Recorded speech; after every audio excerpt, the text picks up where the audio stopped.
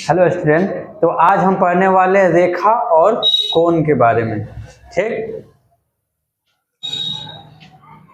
रेखा और कोण, जिसको इंग्लिश में कहते हैं रेखा को लाइन एंड एंगल। ठीक, सबसे पहले देख लेते हैं कि ये लाइन रेखा क्या होता है।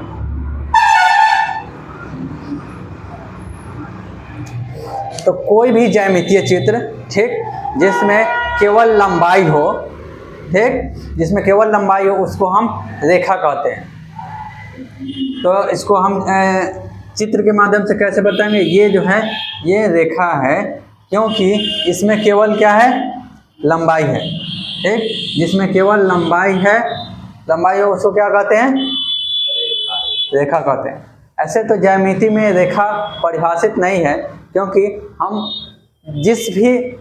जिस भी टर्म को डिफाइंड करना चाहते हैं, परिभाषित करते हैं, और उसके परिभाषा में वह शब्द खुद इस्तेमाल किया जा रहा हो, तो उसे हम नॉट डिफाइंड कहते हैं। उसका परिभाषा परिभाषित नहीं है।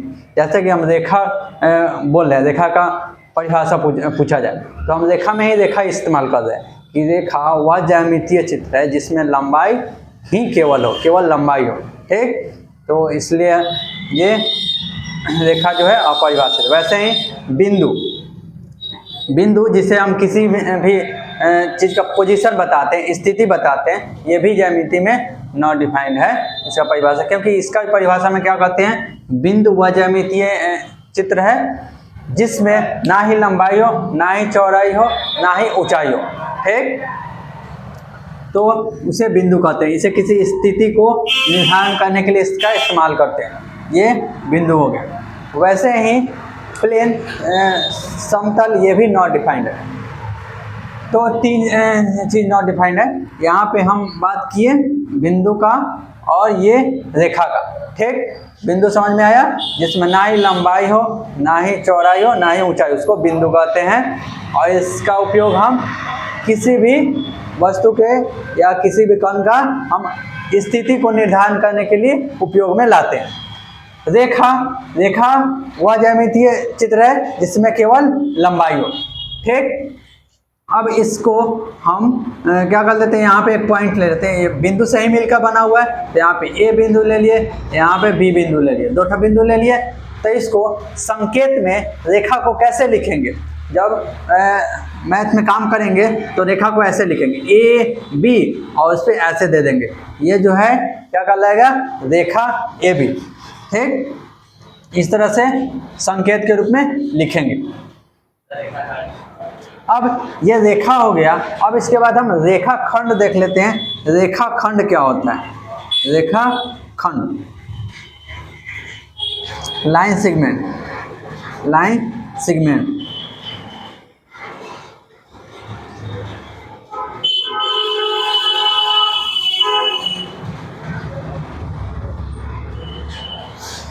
तो रेखा के खंड को रेखा खंड कहते हैं। इसमें से किसी पार्ट को काट के निकाल लेते हैं। हमको 2 मीटर चाहिए तो 2 मीटर, 3 मीटर चाहिए 3 मीटर, जितना चाहिए इसमें से काट के निकाल लेते हैं। ठीक, तो रेखा के देखो, अब रेखा खंड में रेखा का इस्तेमाल कर रहे हैं। यहाँ पे इस रेखा खंड में हम रेखा खंड ही इस्तेमाल नहीं कर रहे हैं, इसलिए ये परिभाषित है, इसका डेफिनेशन होगा। तो रेखा के टुकड़े को, तो रेखा ये है, इसके टुकड़ा काट लिए और काट करके ले लिए यहाँ पे, तो क्या हो जाएगा? रेखा खंड हो गया।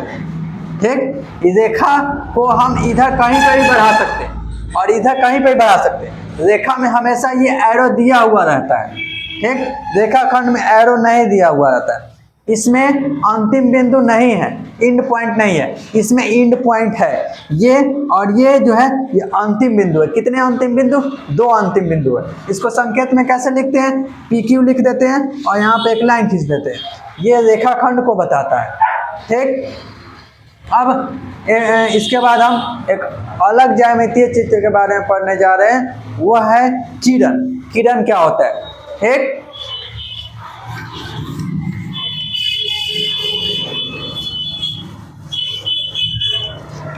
तो रेखा समझ लिए, कोण समझने से पहले हम थोड़ा और भी कुछ जान लेते हैं। किरण क्या होता है? रे। देखो, हम जब भी कोई टॉर्च बारते हैं या बल्ब बारते हैं, मान लो यही टॉर्च है, यहाँ पे इसको ऑन करेंगे तो यहाँ से क्या निकलेगा? लाइट निकलेगा, अर्थात यहाँ से किरण निकलेगा, प्रकाश पुंज निकलेगा। तो किसी बिंदु से यहाँ से लाइट निकला, ठीक, इस तरह लिख देते हैं, तो इसको क्या कहते हैं? ये किरण कहलाता है। इसका ये शुरू का बिंदु है, ये जहाँ से लाइट निकल रहा है, और इधर इसका अंतिम बिंदु डिफाइंड ही नहीं है, तो ये बी लिख दिए, ठीक। इसको हम संकेत में कैसे लिखेंगे? ए बी लिख देंगे और इस पे ऐसे दे देंगे, तो ये किरण ए बी हुआ, ठीक। अगर इसको इधर से करेंगे ऐसे, तो इधर पी हो गया, इधर क्यू हो गया, तो हम पी से क्यू की तरफ जा रहा है, तब पी क्यू लिख के तब एरो लिखेंगे, यानी पहले से लिखते हैं शुरू वाला बिंदु, उसके बाद वाला, तो ये किरण हो गया, रे। अब क्या करते हैं? ये रे जान गए, तो अब कोण समझ लेते हैं। कोण क्या होता है? मान लो कि एक बिंदु है, ठीक, कोई एक बिंदु लेते हैं जहाँ से दो किरण निकल रहा है, किरण समझ लिए, जिसमें एक ठो शुरू का बिंदु होता है। यहाँ पे कोई एक बिंदु लिए, ठीक, और यहाँ से ये एक किरण जा रहा है, ये प्रारंभिक किरण हो गया। अब एक और किरण जा रहा है, ये दूसरा, ठीक, और ये जो है इसको हम अब ये वर्टेक्स कहलाएगा, शीर्ष कहलाएगा। ये प्रारंभिक किरण हो गया, ये बाद का किरण होगा, टर्मिनल रे। तो इस दोनों के बीच का जो ये जगह है, इसी को कहते हैं कोण। चूंकि इधर से इधर जा रहा है, तो हम ऐसे एरो देंगे। अगर ये रे घूम रहा होगा तो इसका नाम होगा रिवॉल्विंग रे, रिवॉल्विंग रे, इसको हम घुमा सकते हैं। और ये इनिशियल रे, इनिशियल रे प्रारंभिक किरण, और ये रिवॉल्विंग रे भ्रामक किरण, ठीक, ये प्रारंभिक किरण कहलाता है, ये भ्रामक किरण। इसको हम क्या कर सकते हैं? इसको घुमा सकते हैं। यहाँ पे है तो ये कुछ कोण बनाएगा, ठीक, हम वहीं इसको क्या कर लेते हैं, यहाँ पे एक किरण है, इसको ऐसे कर लेते हैं, तो फिर ये कोण दूसरा एंगल बन गया, ठीक। और ये क्या कहलाता है? शीर्ष कहलाता है, इसको वर्टेक्स कहते हैं। तो इनिशियल रे और ये रिवॉल्विंग रे को कहीं पे छोड़ देते हैं, यहाँ पे लेकर छोड़ दिए तो ये फिक्स हो गया। जब फिक्स हो गया तो इसी को हम टर्मिनल रे बोल देते हैं, यानी अंतिम किरण, ठीक। इस दोनों के बीच का जो जगह है, यही क्या कहलाता है? कोण कहलाता है।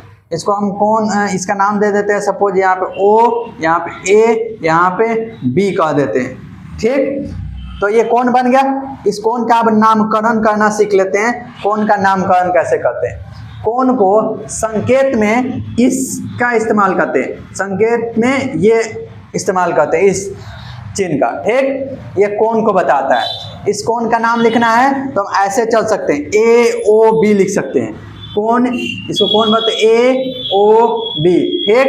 या हम BOA इधर से भी लिख सकते हैं, एंगल BOA भी लिख सकते हैं, या हम चाहे तो केवल O भी लिख सकते हैं, एंगल O। तो ये तीनों इसी कोण को बता रहा है, तो संकेत में कोण को ऐसे लिखते हैं। और इसी को माप लिए, मापने के बाद हम मान लो ये 40 डिग्री हो गया या 60 डिग्री हो गया, ठीक। तो 60 डिग्री हो गया तो हम इसको मेजर करेंगे, तो पहले M लगा देते हैं। M कोण AOB, M से होता है मेजरमेंट, मापन। तो मेजरमेंट ऑफ एंगल AOB बराबर 60 डिग्री, ठीक। इस तरह से हम कोण को लिख सकते हैं। अगर मान लो कि यहाँ पे एक रे ऐसे गया, एक ऐसे गया, एक ऐसे गया, 3 ठोड़े गया, ठीक, 3 रे गया, तो यहाँ पे एक ठो ये कोण बन रहा है, एक ठो ये भी कोण बन रहा है, और एक ये भी कोण बन रहा है, ठीक, इसका नाम दे देते हैं ओ, इसका नाम दे देते हैं ए, यहाँ पे बी, यहाँ पे सी। ठीक, बिंदु ले लिए, उसका नाम भी दे दिए। अब यहाँ पे हमको क्या करना है, इसको थोड़ा मिटाते हैं, पॉज करके नोट भी कर सकते हो।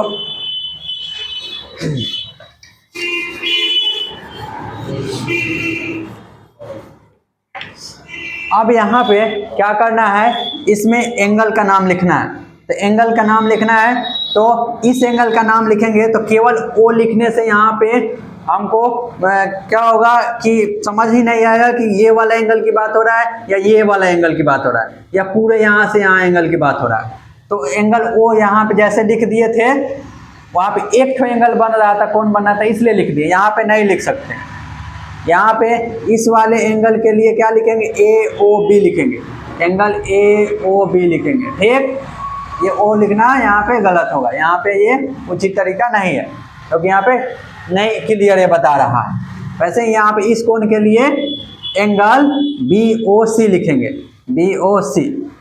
ठीक, और ये पूरा अगर लेना हो तो ए ओ सी लिखेंगे, एंगल ए ओ सी। ठीक, तो इस तरह से एंगल का नामकरण करना सीख लिए। 3 एंगल बना, तीनों एंगल का नाम लिख दिए, एक ये और एक पूरा।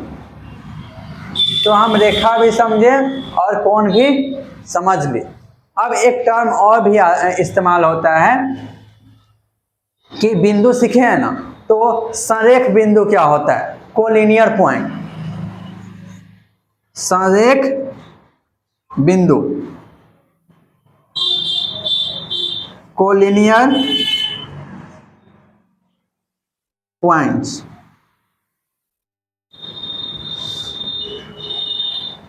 तो संरेख बिंदु क्या होता है, कोई भी बिंदु ले लो। ठीक, मान लो 4-5 बिंदु दिया हुआ, अगर वह बिंदु एक ही लाइन में होता है। ठीक, मान लो एक बिंदु P दे दिए, एक Q दे दिए, एक R दे दिए। ठीक, तो ये बिंदु क्या एक ही लाइन में है, क्या हम इस तीनों बिंदु से लेकर के कोई एक लाइन खींच सकते हैं, कोई एक रेखा खींच सकते हैं? तो आंसर आएगा नहीं, इस तीनों को लेकर के हम एक लाइन तो नहीं खींच सकते हैं। ये दोनों को ऐसे खींच दिए, एक लाइन हो गया, फिर ये कहाँ से आ गया, इसके लाइन में तो आ नहीं रहा है। तो ये तीनों पॉइंट जो कहलाएगा वो नॉन कोलिनियर कहलाएगा, नॉन कोलिनियर, असंरेख बिंदु, असंरेख।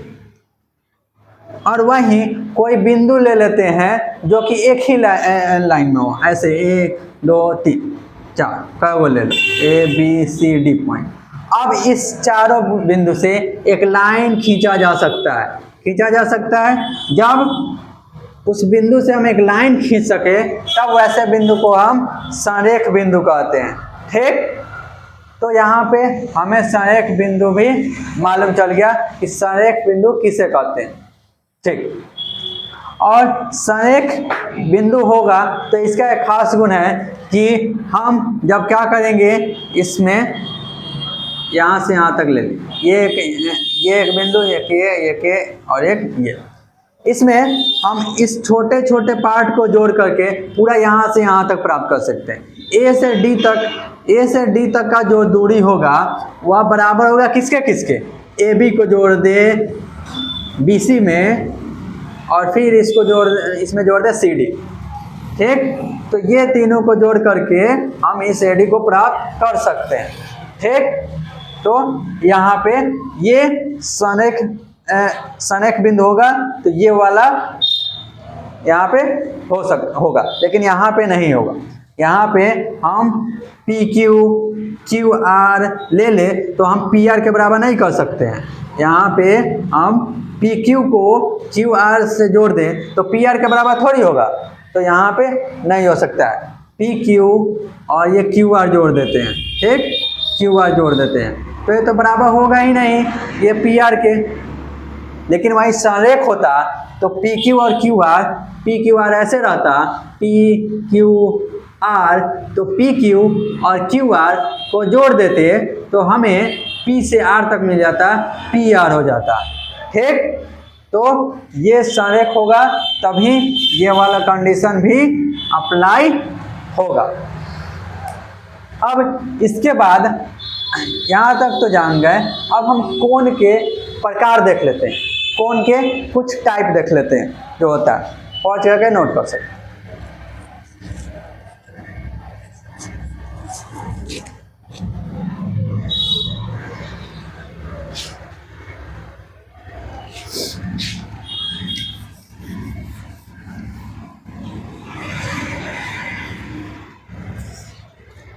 अब यहाँ पे कोण के टाइप्स देख लेते हैं, टाइप्स ऑफ एंगल, इसके टाइप्स, प्रकार। तो मान ले कि यहाँ पे एक जो है वर्टेक्स है कोण, यहाँ पे एक शुरू का बिंदु है किसी किरण का, यहाँ पे किरण निकला, ठीक, और दूसरा किरण इसी पर से चला गया। तो इस दोनों जो किरण गया उसके बीच में कुछ जगह ही नहीं है, तो इसको हम क्या कहेंगे, जीरो एंगल। कितना डिग्री का कोण बन रहा है, 0 डिग्री का, तो इसको जीरो एंगल कहेंगे। अब मान लिए यहाँ पे ऐसे एक रह गया और एक ऐसे गया सीधा ऊपर, और यहाँ पे 90 डिग्री का कोण बन गया, ये 90 डिग्री का चिन्ह, तो 90 डिग्री बना, तो इसको बोलेंगे शून्य कोण, जीरो एंगल, जीरो एंगल, शून्य कोण। ये 90 डिग्री बना, तो इसको सम कोण कहते हैं।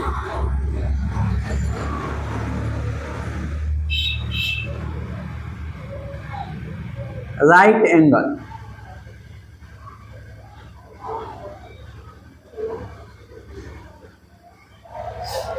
अब क्या करते हैं, थोड़ा सा और बढ़ाते हैं, तो ये एक यहाँ से एक ये इधर किरण गया और एक इसके अपोजिट में इधर किरण चला गया, तो यहाँ पे टोटल कितना बना, 180 बना, ठीक, 180 डिग्री का कोण बना।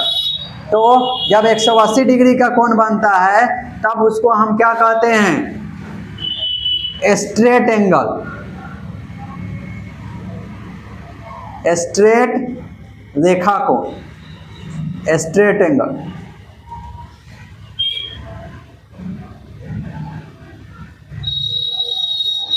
स्ट्रेट एंगल सरल रेखा कोण या रेखा कोण भी कह सकते हैं।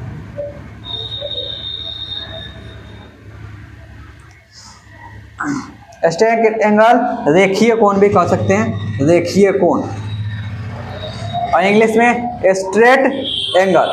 अब क्या कर लेते हैं कि 180 से आगे बढ़ाते हैं, 180 से आगे बढ़ाएंगे तो आगे हम ले लेते हैं 270,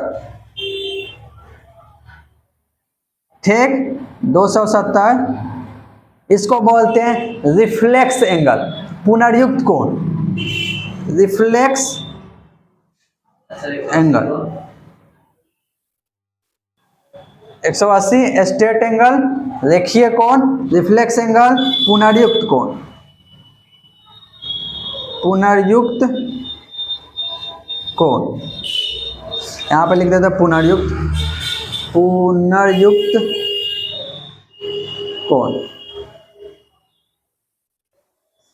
अब थोड़ा और बढ़ाते हैं तो फिर घूम करके उसी पे आ जाएगा, यहाँ पे था और फिर घूम करके और फिर इसी पे आ गया, तो 360 बन जाता है। एक रे पे घूम करके फिर से वहीं पे आ गया तो 360, इसको बोलते हैं कंप्लीट एंगल, पूर्ण कोण,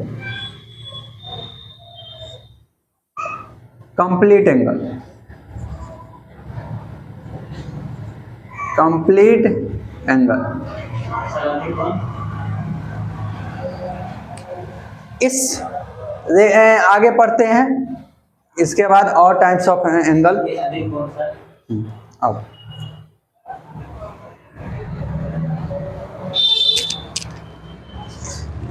इसी को हम बोल देते हैं रिजिव कोण, इसी को 180 हो तो रिजिव कोण, और इसी को प्रतिवर्ती कोण भी कहते हैं, इसको प्रतिवर्ती कोण भी कह देते हैं और इसको रिजिव कोण भी कह देते हैं।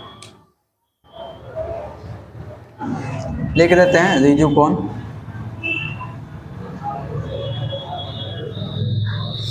और इसका दूसरा नाम भी है, इसका दूसरा नाम ऋजु कोण और इसका दूसरा नाम प्रतिवर्ती कोण।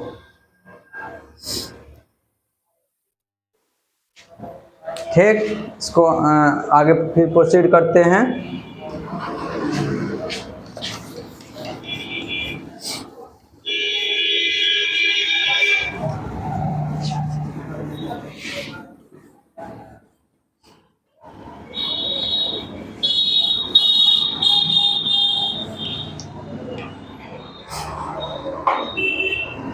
देखो, एंगल को एक तरह और देख सकते हैं। देखने का एक और भी तरीका है कि यदि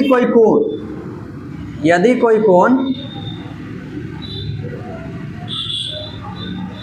या कोण यदि 90 से छोटा है, 90 डिग्री से छोटा है, ठीक, अगर 90 डिग्री से छोटा है, 60 हो, 50 हो, 30 हो, 90 से छोटा होना चाहिए, तो वह क्या कहलाएगा? न्यून कोण कहलाएगा। न्यून कोण। तो कोण को विभाजित करने का एक और तरीका है, यदि वह 90 से छोटा हो रहा हो, सपोज ये थीटा है, तो थीटा जो है वह 90 से छोटा है, तो वह न्यून कोण कहलाएगा, एक्यूट एंगल कहलाएगा। ठीक, यदि 90 डिग्री हो गया तो राइट एंगल कहलाएगा, जो देख चुके हैं। अब 90 से ज्यादा हो जाता है तो क्या कहेंगे? अगर वह 90 डिग्री से ज्यादा हो गया, थीटा से सूचित कर दिए एंगल को, ठीक। तो थीटा यदि 90 से ज्यादा हो गया, 90 से ज्यादा होता है तो उसको हम अधिक कोण कहते हैं। अधिक कोण, ओब्ट्यूस एंगल।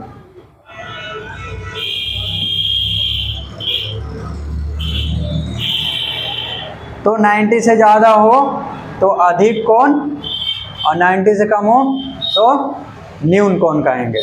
ठीक, अब एक संपूरक कोण भी होता है और संपूरक कोण और पूरक कोण भी होता है। ये तो हो ही गया, साथ ही साथ देख लेते हैं पूरक कोण क्या होता है। Complementary angle, complementary angle. Complementary angle, जब दो एंगल का सम, दो कोण का सम 90 डिग्री हो तो वो दोनों को एक दूसरे का कॉम्प्लीमेंट कहते हैं। एक दूसरे, वह क्या कहलाएगा? कॉम्प्लीमेंट एंगल पूरक कोण कहलाएगा।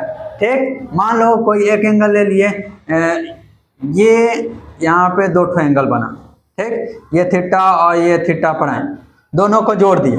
दोनों को जोड़ने के बाद थीटा प्लस थीटा प्राइम, दोनों को जोड़ने के बाद 90 डिग्री आ जाता है। तब ये दोनों क्या कहलाएगा? कॉम्प्लीमेंट्री एंगल, पूरक कोण कहलाएगा। ठीक, इसके बाद समपूरक कोण।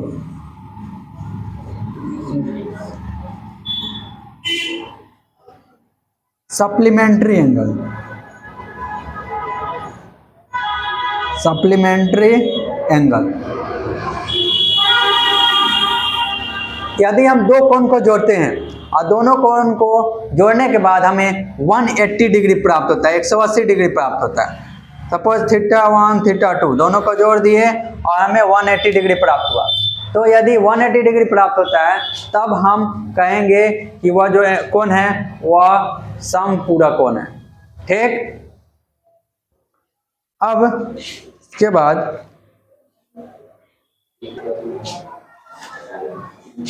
तो आज यहीं तक, फिर इसके आगे हम कल देखेंगे नेक्स्ट वीडियो में। इसके आगे हम ये जानेंगे कि संगत कोण क्या होता है, शीर्षाभिमुख कोण क्या होता है, ये सब आगे वीडियो में जानेंगे।